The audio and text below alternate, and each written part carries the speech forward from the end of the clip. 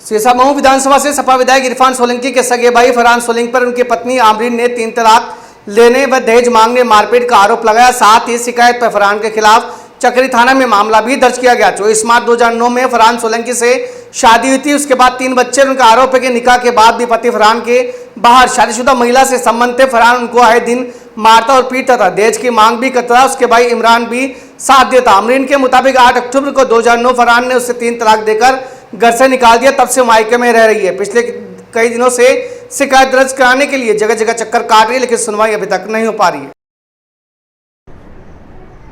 मामला ये है कि मेरे पति फरहान सोलंकी मुझे मानसिक उत्पीड़न करते थे और 2019 में उन्होंने 3 तलाक देकर मुझे घर से निकाल दिया अपने भाई के कहने पर, इमरान सोलंकी और देवरानी रूबी सोलंकी के कहने पर। कितना समय हो गया? कब निकाला? कितने समय के बाद? 2019 में उन्होंने निकाला था मैं घर से 3 बच्चों के साथ।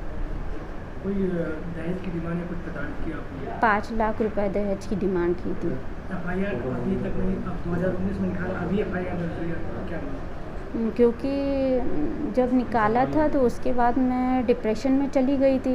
तो अब मैं जब सही हुई हूँ तो मैंने सीएम साहब के यहाँ गुहार लगाई, तो उससे मेरी रिपोर्ट दर्ज हुई है एफआईआर में। क्या उम्मीद लग रही है आपको? सीएम साहब ने अपने गुहार लगाए, क्या आपको इंसाफ मिलेगा? मैं तो इंसाफ चाहती हूँ, हो सकता हो जाए, कुछ ना कुछ इंसाफ होना चाहिए। विधायक के भाई रहे, इसमें विधायक जी ने कभी इंटरफेयर नहीं किया?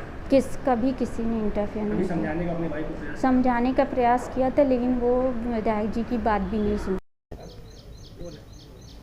भाई आपके भाई और उनकी बेगम का जो है निकाह का 3 तलाक का मामला सामने आया, क्या है? भाई देखिए, ये मामला आज ही हमने अखबारों में भी पढ़ा है और ये मामला पुराना है। मैंने बहुत प्रयास करा दोनों को समझाने की, क्योंकि मेरे दोनों भाई और छोटी बहन की तरह है, हम बड़े हैं उनसे।